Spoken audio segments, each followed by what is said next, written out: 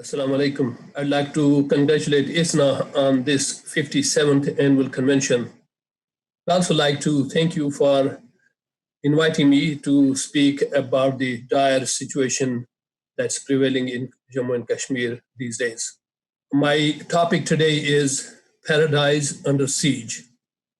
The siege is tight, it's crippling, with 8 million citizens held captive by a million-man Indian armed security forces for the last one full year. The occupation saga goes well beyond August 5th of last year. It has had multiple major phases throughout these 73 years. But in the years as we come closer to today, the episodes have gotten much more aggressive, more harmful, and more dangerous. There have been multiple smaller phases, but Kashmir has never been peaceful ever since 1947. The number of episodes, if I was to tell you, they are too numerous to count. India invaded and occupied Kashmir on October 26, 1947. Reliable accounts report that 250,000 to 300,000 Muslims were killed in Jammu in a genocide of 1947.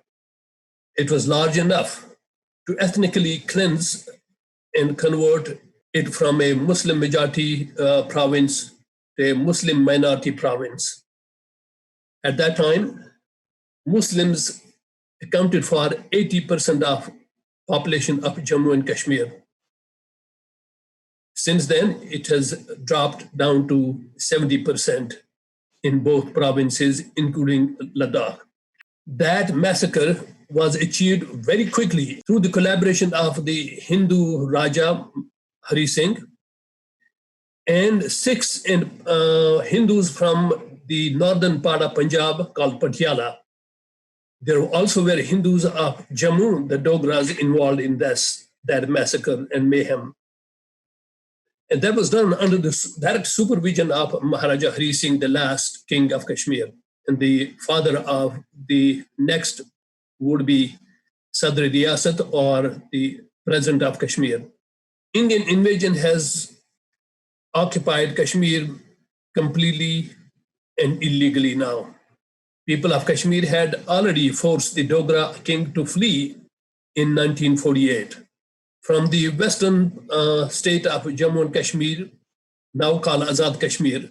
Hindu Dogra's forces were beaten back, and that is the time India sent its forces to fight the Kashmiris. Kashmiris from the Azad Kashmir, they were supported by their brethren from across the border, from the frontier province, to save them from the continuing massacre and mayhem. Fearing defeat, India sent its forces on the 26th of October 1948. The Muslim forces were still beating the Indian forces as well as Maharaja's forces, and so they begged the United Nations Security Council to intervene. The United Nations Security Council passed its first resolution on April 21st, 1948, to hold a plebiscite in Jammu and Kashmir. Many subsequent resolutions were passed to enable the people of Jammu and Kashmir to determine their right to plebiscite in an unfettered and uncoerced manner. India made multiple promises since that Security Council resolution, but it each time reneged and did not keep its promises. Well, what about Article 370? Article 370 was originally passed in the Indian Parliament back early in 1949.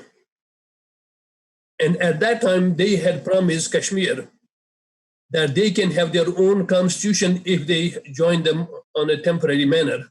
And it was considered to be a transient, temporary deal between India and Kashmir. The Kashmir Assembly then subsequently approved it conditionally. What were the provisions of the 370 and 35A? These provisions gave a special status to Kashmir to start out in 1949 under the so-called Iyengar Commission. What did it say? That Kashmiris can ratify its own constitution by its constituent assembly. It will ratify, it will make its own constitution. Number two, after ratifying the constitution, the constituent assembly will disband and no further constitutional changes can ever be made in the constitution of Kashmir, neither by India nor by Kashmir. And as long as there is no constituent assembly, this is permanent. So after formulating their constitution, the assembly did disband. Kashmir was the only state at that time that was exempt from any laws made by India for Kashmiris. India was to control three things: defense, foreign affairs, and communication. All other laws were to be made by Kashmiris. A term that was called concurrence. That concurrence was supposed to be provisional and only Constituent Assembly could make it. And that only could have abrogated it, which it did not. Unfortunately, also, the first popular Prime Minister of Kashmir, Sheikh Abdullah, who controlled Kashmir until 1953, at that time, they plotted against Sheikh Abdullah from Delhi, along with the Karan Singh, the president of Kashmir. He was removed overnight from power and put in prison for 11 years. Thereafter, all the constitutional changes that were made against the will of the people and against the law, that violated the law of the Kashmiris as well as Indians. According to these laws, one set was the Article 35A. The Kashmiris were entitled to hold their jobs, get scholarships for higher education, and control their natural resources. They could control their own immovable property, and nobody from outside could do that, whether it's land or other resources. Number three, they could control the essential assets without being overtaken by India or any other state. But what happened in reality is in 1953, as I said, there was a coup d'etat against Sheikh Abdullah plotted by Nehru and Vallabhbhai Patel and his group. Prime Minister was removed, Constitution was repeatedly abused, and Prime Minister of Jammu and Kashmir was replaced in the form of Bakshi Ghulam Muhammad, who also was removed by Indians, not by Kashmiris. And subsequently, almost every Kashmiri Prime Minister, who were then later converted to chief ministers, they were all overthrown and jailed, including the last three chief ministers of Kashmir. One of them is still in prison, Mahbooba Mufti. Kashmir constitution was illegally and surreptitiously overhauled, undermined, and hollowed out over the years without telling the people of Kashmir. Although the chief ministers of Kashmir and the secretaries and others, they all knew what was happening, but you could not confront India. Kashmir was essentially ruled by fiat from New Delhi all along then. So what happened last year on August 5th, 2019, both Article 370 and Article 35A were abrogated. What were the true reasons for it? India, all along from the time of 1947-48, under Hindutva ideology, wanted to have Kashmir completely taken over. This Hindutva ideology believed in an Akhand Bharat, that is, having one united India from Afghanistan to Bangladesh, including Pakistan and Kashmir. There was also a wider anti-Muslim agenda, not only in India, but also in Kashmir.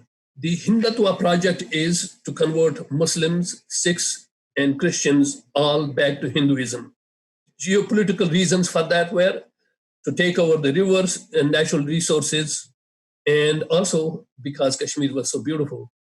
The newfound identity of Kashmir with lingering crisis, conversions, and foreign occupation and internal conflict was part of it.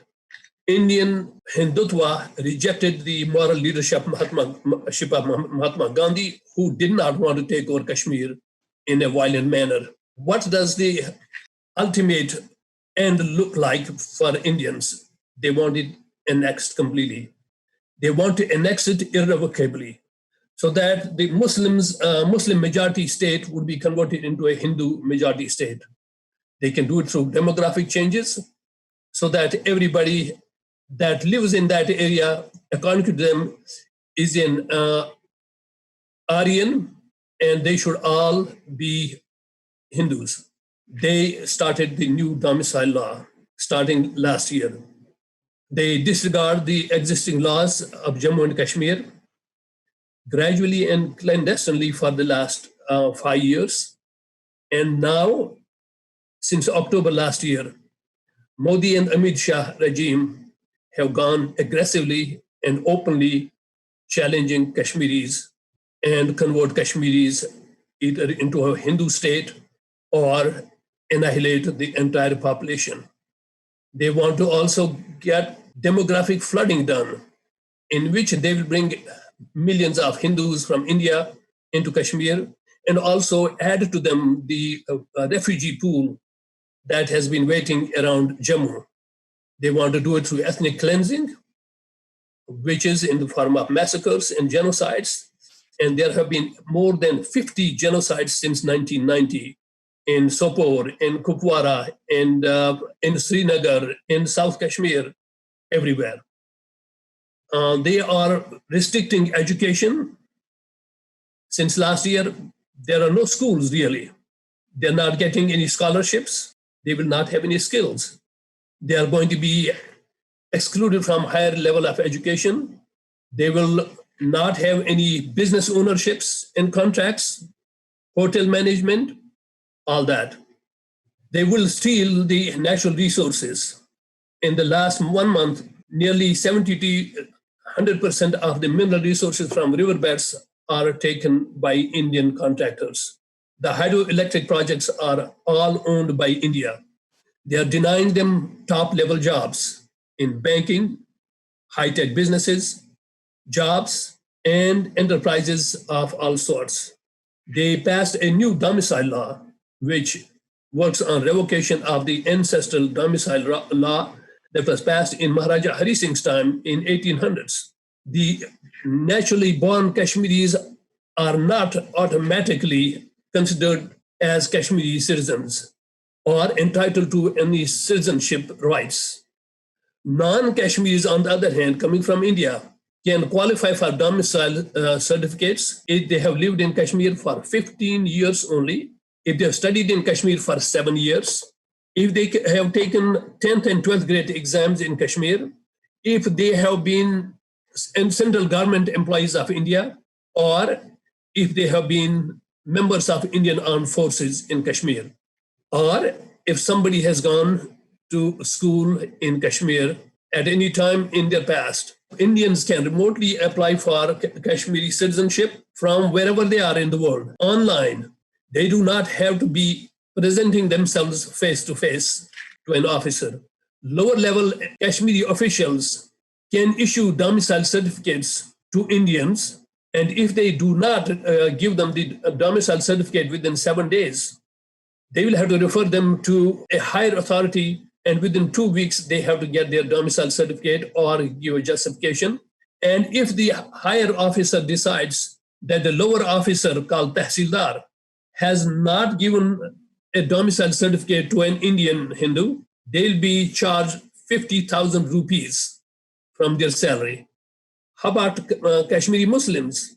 A Kashmiri Muslim, in order to get a domicile certificate, will have to go to a deputy commissioner and produce volumes and volumes of documents, while at the same time an Indian applying from anywhere in the world, they do not have to do so. If somebody is applying from India somewhere, for example, all they have to do is provide a ration card as a proof, and they will get their certificate. Indians can now buy land and immovable property on producing a domicile certificate. It'll be almost impossible for Kashmiri Muslims. Our children who are living anywhere else in the world, the diaspora Kashmiris, they will not be automatically entitled to get Kashmiri certificate of domicile. So what are the effects? Thousands of Indian Hindus are already flooding into Kashmir. We have seen Kashmiris reporting that Indian Hindus, sometimes poor, not having enough money to be able to afford a plane ticket, they are booked into the planes and brought into Kashmir. These are not fictions. These are truths, and reporters are reporting them. India is fast-tracking Indian Hindus to bring them to Kashmir. People in Jammu are starting to feel the pressure of it. They believe that Indian Hindus from outside Jammu will be brought into Jammu, particularly the refugees, and Indian Hindus now are worried. The Kashmiris do not have the privileges. The joblessness of Kashmiris has gone up to 25%, while it is only 13% in the rest of India. Mental health is a huge issue. Drug addiction has become a huge issue. People are so desperate. It has created a catastrophe for Kashmiris. Not going to school for a whole year. The teachers have been telling us they don't even have anybody to teach. There is no 4G service available. For the last 1 year, no 4G, even for the universities. This is all happening because of the Hindu supremacism, Brahminism, and casteism. It is fanning violence, hatred. They are marginalizing Kashmiri youth, and with that, Kashmiris are becoming desperate. Modi regime, its policies, with lynch mob mentality in India, don't you believe that they would also be having that effect on Kashmiris? They bulldoze homes where they suspect a freedom fighter may be hiding. A whole neighborhood is destroyed. It is state terrorism, killing of Kashmiri youth, assaulting women, and destroying neighborhoods has become a routine matter. Within this last year, it's 6 months, actually 6 to 8 months. It's believed by civil societies in Kashmir that over 233 Kashmiri youth have been killed. Many of these deaths they occurred under fake encounters. They take them to towards the border area and shoot them. That occurs in custody of the police and military. There are false flag operations in which they would go and create an encounter between Kashmiri youth and Indian military, in which some of them get killed, and they then go and blame Pakistan, or in one case last year, they attacked Pakistan. So what's going to happen, we think? India believes that they would be able to control Kashmir. They could control Kashmir forever because they have got 1 million soldiers there. It's a large country and is getting a lot of financial support from the Western countries. They are going to cause depression and more drug addiction. And then the problem is Kashmir, that was rising in literacy, is going to go illiterate. And I have seen that happen in India, in Delhi, where poverty is absolute among Muslim masses.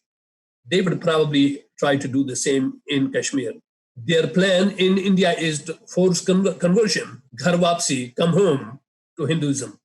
That can happen in Kashmir also. There'll be more death and destruction.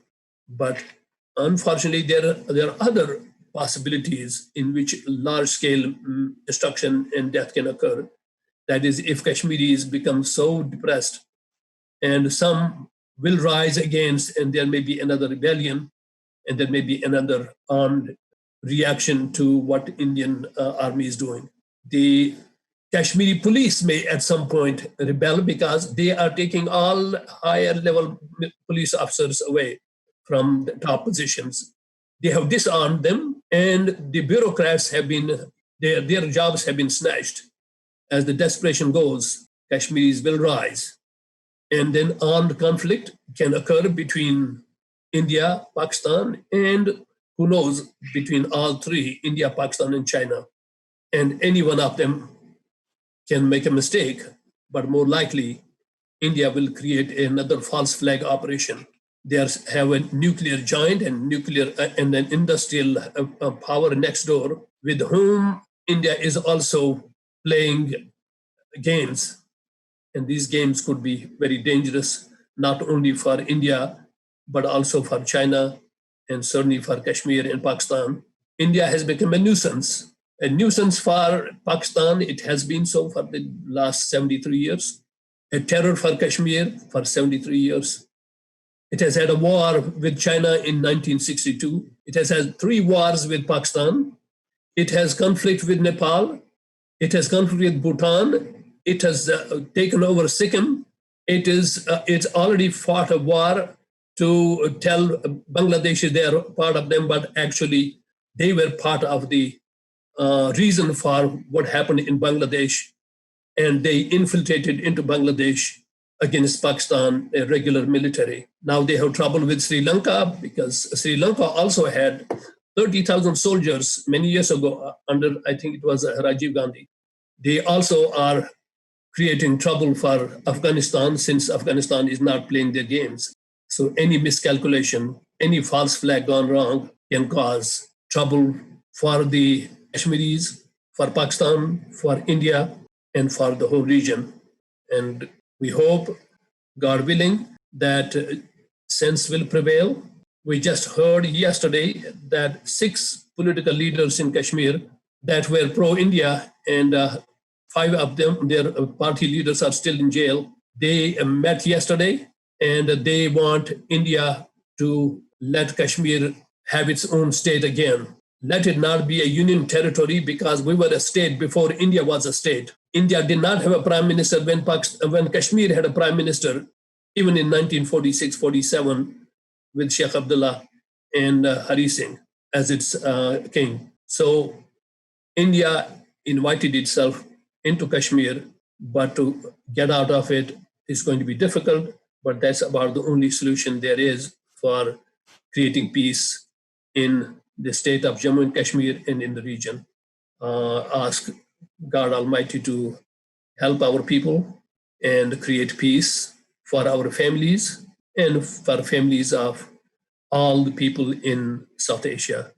And towards the end, I would like to ask entire audience to please support Kashmir and Kashmiris. I'd like to ask for your prayers, for your political support, which you can do by reaching out to your congressional representatives and senators, both in the states and at the federal level in Washington, D.C. I'll ask you also to write letters to the United Nations Security Council, to the Organization of Islamic Committee, OIC.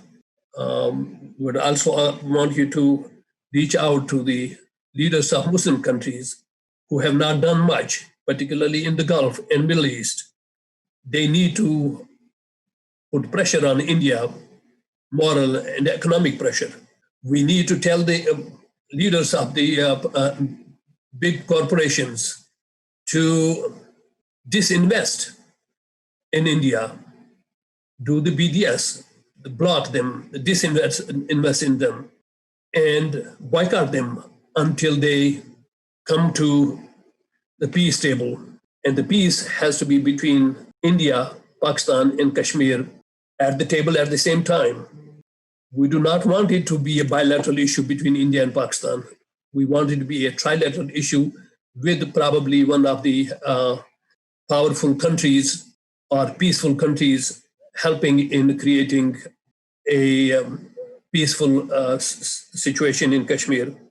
We certainly want you to give your moral support, and we want you to provide Kashmiris financial support when they need, particularly if the siege continues, the economic blockade continues, the lockdown continues, and the information blackout continues.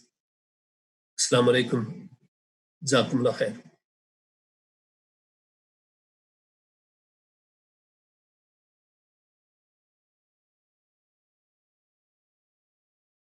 Assalamu alaikum wa rahmatullahi wa barakatuh.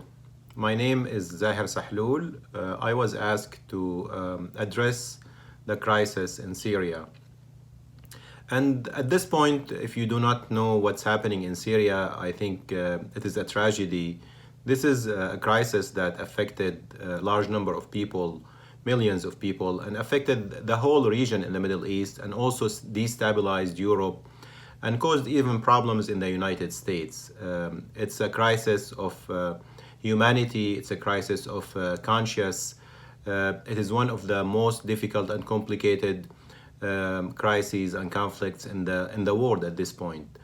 A couple of years ago, I read an article that was written by the director of World Vision, and what he said that in 1 week after the hurricane in Haiti, his organization received more donation than 6 years of the crisis in Syria. In 1 week after the earthquake in Haiti, his organization received more donations than 6 years of war in Syria. And he said that the reason that people in the United States in general did not pay attention to what's happening in Syria, at least in the beginning, and maybe it continued until now, because now it's becoming a chronic crisis, is the 3 M's, he said, 3 M's. The first M stands for man-made. So people in general are more supportive or sympathetic with the victims of natural disasters, but they're not sympathetic with the victims of wars, and wars are man-made. And what's happening in Syria is a war between the government that has unleashed all of its brutal arms against its people, following the early peaceful demonstrations in 2011, which was part of the Arab Spring. The Syrian regime responded with extreme brutality to the demonstrations, started to use snipers to kill people who are demonstrating in the streets, tortured people who are demonstrating peacefully, put a large number of people in prison, and the estimates right now is that 120,000 people tortured to death in the Syrian regime present. 120,000 people tortured to death. And we have documentations from human rights organizations, from a military officer that sneaked out pictures of the people who were tortured to death. He sneaked out 50,000 pictures that were verified by multiple countries, by judges, by human rights organizations. And this military officer's nickname is Caesar. And these pictures are available online. They're available in the Holocaust Museum. You can look at them. They're painful. You will be crying, but these are some of the people who were the victims of torture in Syria. So with time, because of this extreme brutality, people started to defend themselves. You had multiple officers in the army who defected.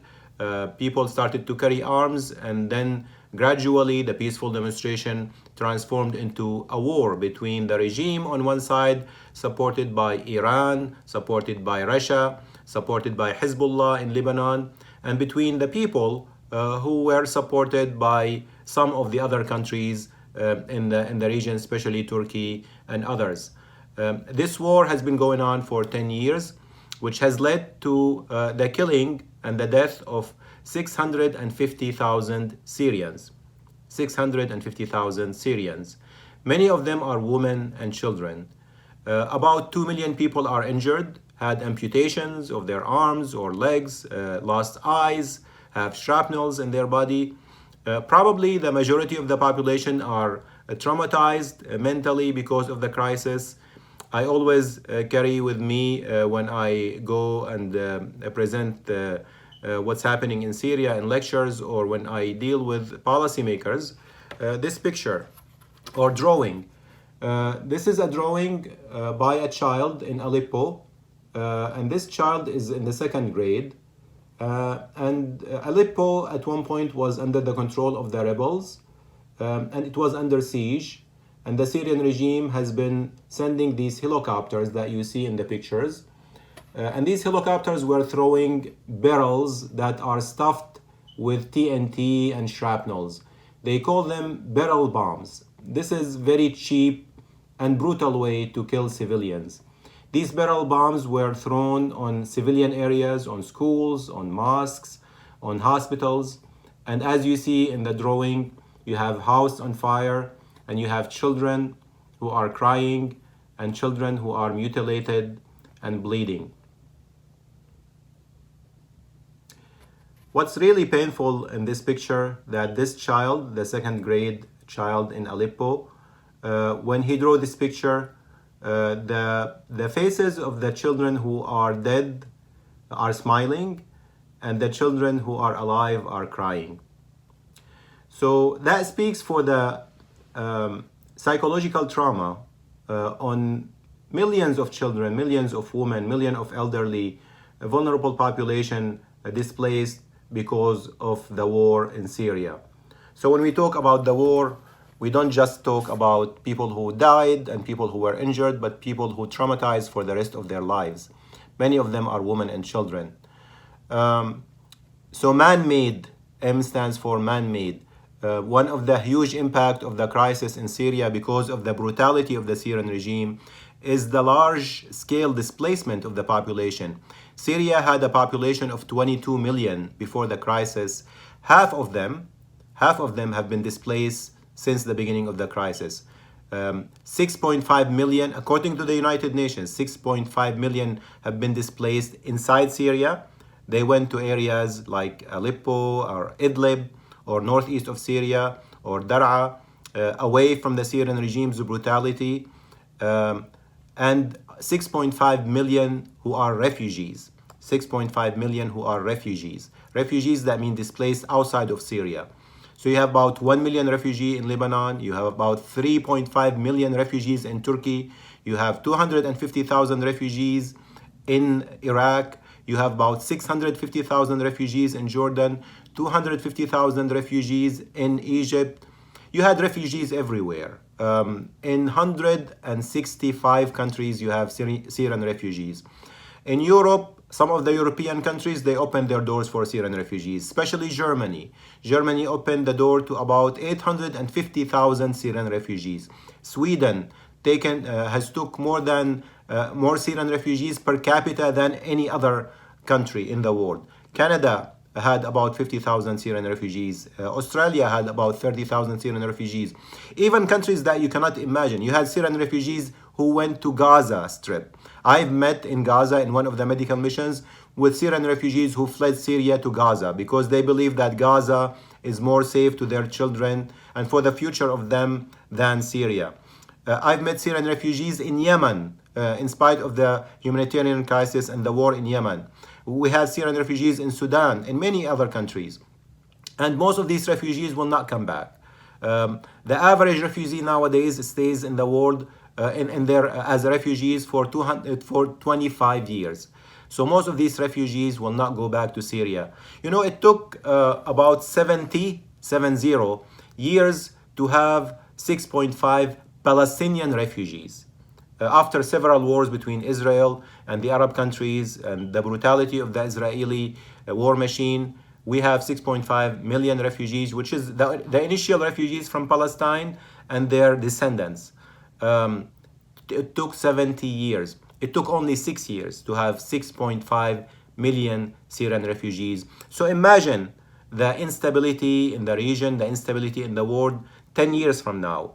Many of these young refugees, children especially, by the way, 75% of these refugees are women and children.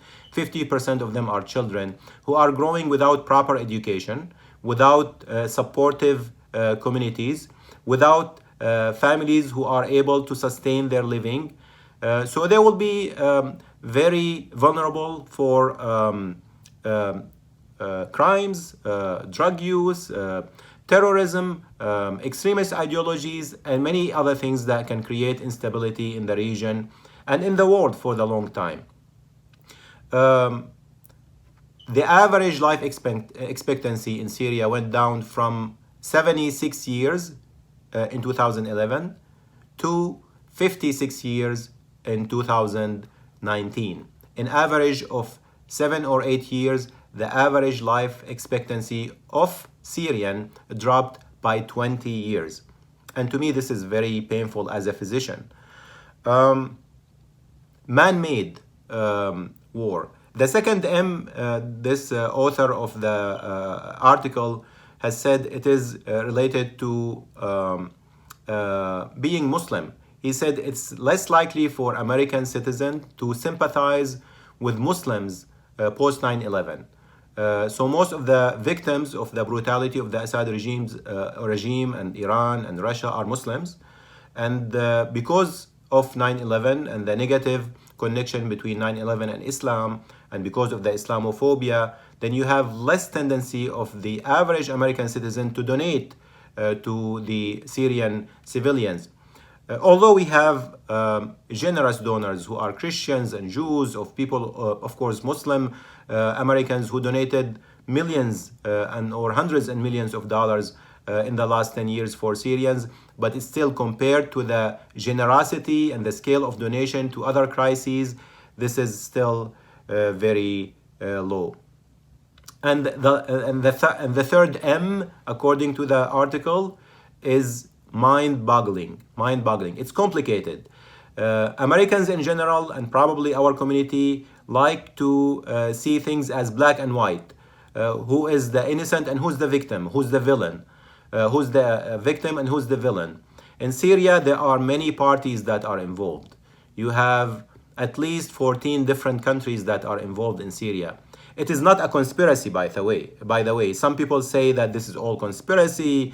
Assad is part of the resistant axis against Israel, and this is conspiracy between Israel and the West, and all of these garbage that we hear sometimes from community members who are informed. This is not a conspiracy. This is a war by the regime against its people, and the victims are women and children. This is one of the victims. Her name is Alma, who's a child in a refugee camp. And this is what she also drew a picture of: her home under fire, and you have children who are dying, and you have airplanes that are throwing bombs on their neighborhood. This is one of the victims of the Syrian crisis. In my last medical mission to IDLIB a few months ago, I met with this beautiful child.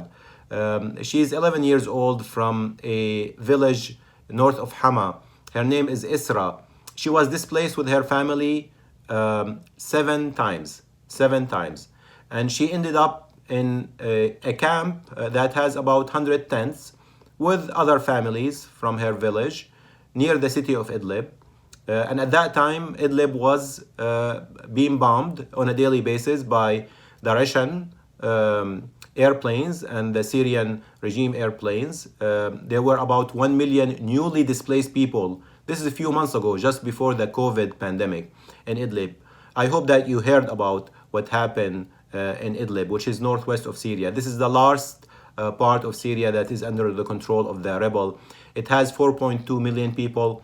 Half of them have been displaced from other cities in Syria, and it's landlocked. That means people are trapped.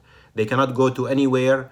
It borders Turkey, and Turkey has sealed the border. It's not allowing anyone to become a new refugee. They absorbed more than 3.5 million refugees, and they cannot absorb more.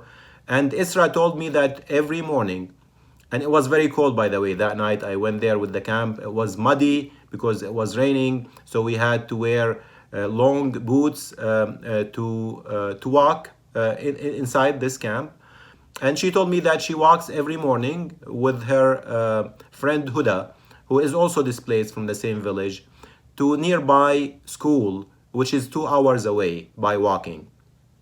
And she told me if there's anything that can be done to be able to walk not on mud, but on gravel, because it's easier for her with her small feet to walk on gravel. And I asked her, what would you like to be in the future? She told me, I would like to be a doctor. By the way, we had a nice gathering around the campfire with the children in that camp. With my organization, we send medical assistance to the displaced people in Syria and many other places. So we had this gathering, and I asked them, how many of you would like to be a doctor? And 2/3 of the children in the camp raised their hand. They wanted to be a doctor in the future. Even one of them raised his hand when I said, who wants to be a president in the future? So these are children who have hopes, who have aspirations, who have dreams, who continue to go to the hospital, to the school every day, in spite of the circumstances, because they want to be educated. Syrian people, like other people, like the people of Gaza. I was in medical mission in Gaza a few months ago. The people of Yemen. I went to Yemen 4 times. The Rohingya refugees. They are very resilient, but they need our attention and they need our support. So why should we care about Syria? I mean, I'm of course Syrian American. I was born in Syria. I was educated. And right now I'm a physician in Chicago. By the way, my specialty is pulmonary and critical care medicine. So I'm spending most of my time treating patients with COVID. Many of the principles that I've learned throughout our humanitarian work in Syria, we are using in my hospital, which is one of the most advanced hospitals in Chicago. It's a tertiary center. We had large number of COVID patients, but it's the same principles that you deal with disaster anywhere. Syria is a major disaster. COVID is a major disaster. In Syria, we had to deal with limited resources. Doctors had sometimes to operate without electricity. They used flashlight. They used the iPhone light to operate on a patient in the middle of the night because there is no electricity. You had sometimes dentists who did operation on the belly of patients who had bullets there because there was no surgeons in town. You had to deal with very limited medications, medical supplies. So people had to adapt, had to preserve, had to plan, had to reallocate, had to reuse certain medical supplies. The same principles, we are using them right now with COVID in my hospitals. This is something that we should learn as a community, because any country in the world does not have unlimited resources. The scale of what happened in Syria is something that we need to pay attention to. I had several meetings with community members. Sometimes I do sermons. I speak about what happens in Syria or Gaza or Yemen. And then after the sermon, one of the community members whom I respect, and he came to me, he said, I mean, why should we care about Syria? It's another ethnic conflict. It's another ethnic conflict. Well, I mean, I was really hurt by this comment, because if you think that Syria and what's happening in Gaza or what's happening in Yemen or what's happening to the Rohingya people or what's happening to the Uyghurs people in China is another ethnic conflict, that means there is a problem with our intellect and problem with our logic and proper with our faith. Even if you think that this is an ethnic conflict, you have to care about what's happening in Syria, because it is affecting us here in the United States. What's happening in Syria is not contained in Syria. The refugee crisis that I've talked about, the 6.5 million refugees, is causing a global refugee crisis. According to the UN, 1 out of 4 refugees in the world is from Syria. 1 out of 4. We have 20 plus million refugees in the world, the highest number since World War II. 1 out of 4 of them is from Syria. The large number of refugees who went from Syria, who fled Syria to Europe, and you've seen these pictures, you've seen the videos, you've seen the picture of Aylan Kurdi, who drowned in the Mediterranean, is a child who had red shirt and red shoes. These large number of refugees, most of them are Muslims, created an anti-refugee sentiment in Europe, created anti-refugee, anti-Muslim sentiment, xenophobia, the rise of populist parties in some countries in Europe, including Hungary, including Poland, including Germany, including the Netherlands, including Sweden and Norway, and many other European countries, the rise of populism. And also it created the rise of populist parties and individuals in the United States. Trump is a populist, anti-refugee, xenophobic leader in the United States. And the first thing that he did when he became president, that he had the executive order called the Muslim ban, where he banned Syrian refugees to come to the United States. Before President Trump, we had received about 20,000 Syrian refugees. The United States usually resettle 50% of the world refugees that are resettled by the UNHCR, which is the UN agency responsible for the refugees. We used to resettle every year about 70,000 refugees from all over the world. In the last couple of years of President Obama's administration, every year we received 10,000 Syrian refugees. President Trump closed the door completely to Syrian refugees, closed the door to refugees from other Muslim countries. So what happened in Syria is affecting us here in the United States. It created the anti-immigrant sentiment, anti-refugee sentiment, more Islamophobia. And that's why we have to care. Even if we don't care about Syrians and we think this is another ethnic conflict, we have to care about what's happening in the United States and this trend of the rise of extremist parties and extremist ideologies that are anti-refugee, anti-Muslim, and anti-immigrant. This will affect us, it will affect our children also. One of the problems that was created because of the Syrian crisis is the rise of terrorism. You're probably familiar with ISIS. You are familiar now with Al-Qaeda. These are people where the Assad regime opened the prison's door to the extremists, and they created these terrorist organization that killed people, that enslaved women and children, that created their own genocide against the Yazidis. And of course, we have this ideology that is dangerous even to our children in the United States, because several individuals traveled from the United States, from Europe, who are Muslims, born Muslims in Western countries, to Syria, thinking that this is the real so-called Islamic State. And this is, of course, is garbage. These ideologies are dangerous. We have to fight them the same way that we fight Islamophobia and other extremist ideologies. But having stability and peace in Syria and working toward that will help us counteracting these extremist ideologies. What can we do to help? I mean, I think that's the most important question. What can you do to help? And by the way, many of you have helped a lot. Every time I go to masjid, to an organization like ISNA or CARE or ICNA, a meeting with the leadership, meeting with the community members, people are caring and they ask, what can we do? We could have done more as a community. I think we lagged behind on advocacy, especially at one point. We needed organizations that are more connected to policymakers, that are able to build coalitions, that push our policymakers, especially President Obama, to do the right things, which at that time we were asking for protection of civilians, so the Assad regime and Russia do not throw the barrel bombs on children. We were asking for protection of children and hospitals, and that did not happen. But there were outpouring of sympathy, of prayers, of dua, of donations from many of you. Some of you have joined us in medical missions.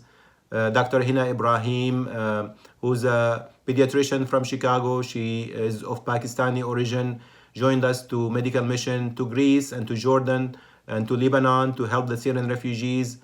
Dr. John Kaler, who's a pediatrician from Chicago, joined me to Aleppo in one of the most dangerous trips we had. Aleppo was under siege and we were exposed to snipers and barrel bombs. So he said that he would like to go and treat Syrian children in Aleppo. And he feels that this is his humanitarian duty, even though that he's not connected to the Syrian people or to Islam. He was raised as Catholic. He's 70 years old. And he said at one point he would love to die in Syria because he believes that Americans need to see white American who's not Muslim to die in Syria, so that way they know that this is an important crisis.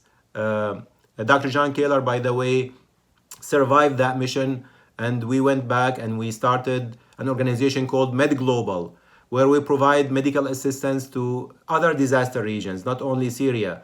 So we send doctors and nurses and we do training to local communities to build resilience in Yemen, in Gaza Strip, in Iraq, in Lebanon, in Bangladesh, especially to help the Rohingya refugees, in Pakistan, in Sudan, in Ecuador, in Colombia. So because of what happened in Syria, we were able to transform all of this negative energy and pain into something positive. So I urge you to also support organizations that are doing medical missions in disaster regions. We believe in a world without healthcare disparity. You know that one of the problems that was created by COVID, that we had patients from the African American community, from the Latino community, who have no access to proper healthcare, who died more than their proper percentage in the population. So we have to care about healthcare disparity in our backyard and healthcare disparity in the rest of the world.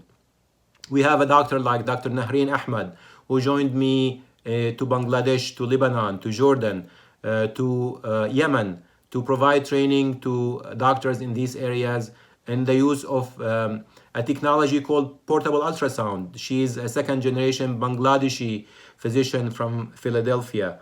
Dr. Marwa Saleh from Lebanon joined us to build a medical program in Lebanon to help not only the Syrian refugees but also the Palestinian refugees. And right now she is helping to provide medical care for the victims of the recent explosion in Beirut.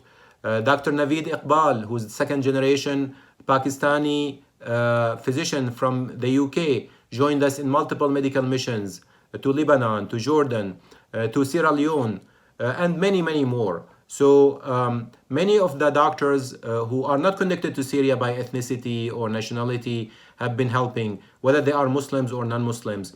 But continue paying attention to what's happening in Syria. Continue pushing your organization to play a more proactive role in what's happening in Syria, especially when it comes to advocacy. People in the White House listen to ISNA, listen to CARE, listen to engage, listen to impact. So if Syria is a priority for our organization, it will be a priority for our policymakers, whether it's President Trump or President Biden. And if they know that this is a priority to the Muslim community in the United States, then they will make it as priority. And they will look at Syrians as human beings, because in the past 10 years, frankly, our policymakers were looking at us through the prism of terrorism and through the prism of protecting our allies, traditional allies in the region. And you know what I mean by that. They have to care about Syrians, they have to care about Palestinians, they have to care about Yemenis, they have to care about Rohingya, not because of geopolitical games, but because they are human beings who deserve the attention to our policymakers. And because the best way to counteract instability and terrorism and chaos is to create hope and to create positive energy and to create stability and jobs and education for the women, for the children, for the young people in the region. I know that I took a lot from your time. I hope and pray that Allah subhanahu wa ta'ala will send peace to the people of Syria, that at one point we will celebrate peace in Syria and national reconciliation, an end of this crisis that has been lingering for 10 years. I hope that you continue to care about what's happening in distant lands, because this is our responsibility as Ummah. Ummah means that caring about the others the same way that you care about yourself. And inshallah, we will have better days in this country and throughout the world. Jazakumullahu khairan.